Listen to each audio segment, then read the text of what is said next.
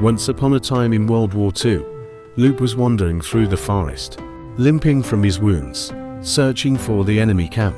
He wanted revenge on Hayden and Ricky, the men who destroyed his entire team. But Luke needed help. He sat down beneath a tree, trying to think of a plan.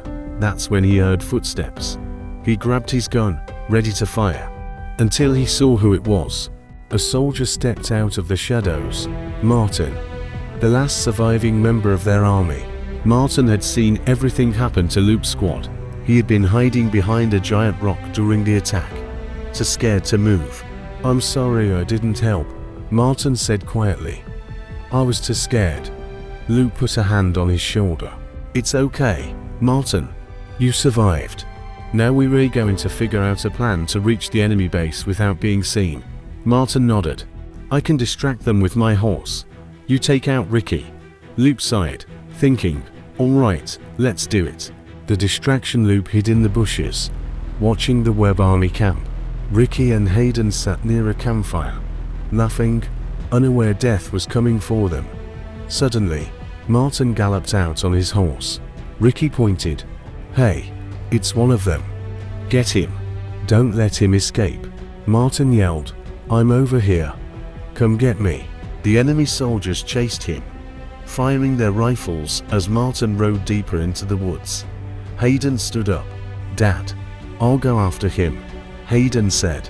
Ricky nodded. "Go. I'll stay here and guard the camp." Luke vs. Ricky. No, Luke was alone with Ricky, the man who stabbed Daniel and helped murder Luke's team. Ricky stood up slowly. "You shouldn't be here, boy. We told you we'd teach you a lesson. I killed your whole squad, and now you're next." He pulled out his knife and charged at Luke. Luke dodged and punched Ricky straight in the face. Ricky snarled and stabbed Luke in the leg. Luke screamed in pain and collapsed to one knee. Ricky raised the knife for the final strike, but Luke grabbed a shotgun lying beside a crate. Boom! The blast hit Ricky in the head. Ricky fell to the ground, dead at last. Luke breathed heavily. "It's over, Ricky." Martin came running back. "We did it, Luke. We got them distracted." Luke tried to stand but couldn't. "I think I lost too much blood. Help me." "Come on," Martin said, lifting him. "There's a car nearby. We'll get you out of here." But it was already too late. Hayden returned. Shaden and his teammates returned to the camp and saw Ricky lying dead. Hayden's eyes went cold. He clenched his fists until they shook.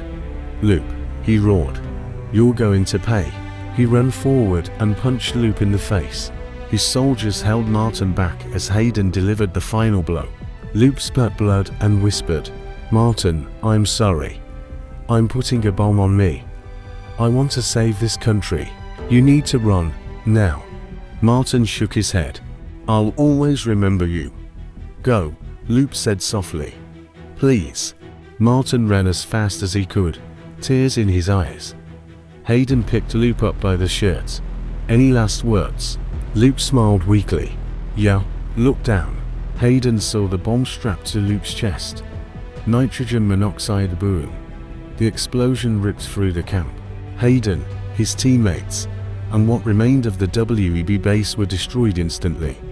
Luke was gone, but he took the enemy with him. The last survivor, Martin, jumped off a cliff into the river below to escape the blast wave. He surfaced, coughing, drifting until he reached the shore. A military helicopter spotted him. "Martin, are you okay?" a soldier shouted. Martin nodded weakly.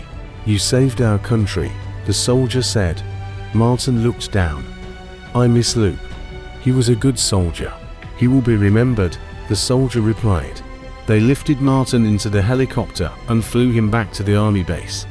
The entire base cheered for him, but Martin stood quietly, thinking of the friends he lost. He would remember Luke, Gavin, Steph, Daniel, all of them. They were heroes.